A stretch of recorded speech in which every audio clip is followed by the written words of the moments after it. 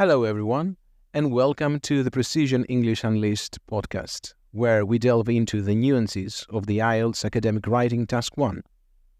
I'm your host, Thanos Megrelis, and today we're focusing on how to effectively structure responses for quantitative visual representations like bar charts, line graphs, pie charts, and tables. This is essential listening for everyone looking to boost their IELTS writing score. So, let's get started. First, let's understand the layout of successful response. Our focus today is on our four key components: the introduction, the overview, and two detailed body paragraphs. Remember, we're not including a conclusion for Task 1. Instead, we're using an overview as our second paragraph. Let's break these down. Part 1. The introduction. The introduction is your first impression. Here, your task is to paraphrase the given visual representation. Paraphrasing is crucial. It shows your ability to understand and rephrase the given information. Start by identifying the type of chart or graph, the data it represents, and the time frame, if applicable. For instance, if the task is a bar chart showing internet usage in different countries, you might start with, the bar chart compares the proportions of internet usage in various countries over the last decade. This sentence effectively rephrases the original prompt without copying it. Part 2. The overview.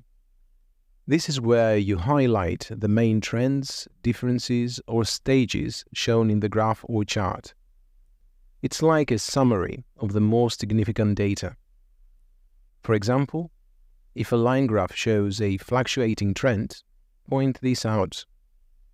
Or, if a table highlights a consistent increase in a certain variable, mention that.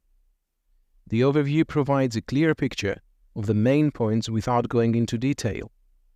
It sets the stage for the deeper analysis that follows. Now on to the main body paragraphs.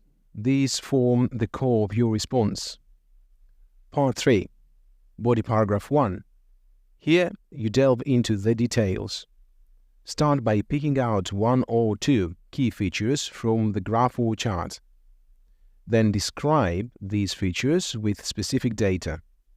Use comparative language and appropriate vocabulary to describe trends and changes. For example, if discussing a pie chart, you might compare the largest and smallest segments. If it's a line graph, describe the highest peak or the lowest point. Part 4. Body paragraph 2. Continue your detailed analysis. If the first paragraph focused on comparisons, maybe this one could explore correlations or exemptions. Always support your descriptions with data from the chart or graph.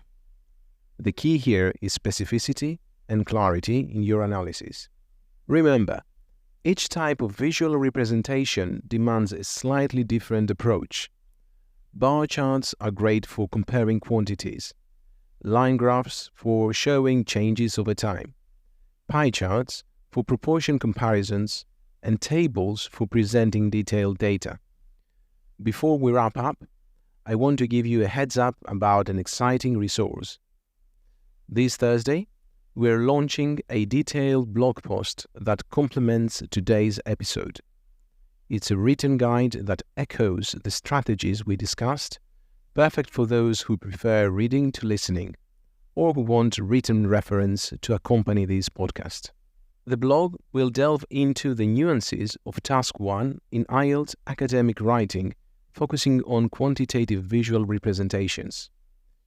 It will cover the same structure we discussed today: the introduction, the overview, the two detailed body paragraphs. We'll also include examples and additional tips to enhance your understanding. So, if you're looking to reinforce what you've learned today, or if you prefer a text-based format for revision, be sure to check out my blog this Thursday. It's a great way to complement your learning and ensure you're fully prepared for the IELTS Academic Writing Task 1. Thanks for tuning in to the Precision English Unleashed podcast. Remember, Practice is key to success. I am here to help you achieve your IELTS goals. Until next time, keep practicing.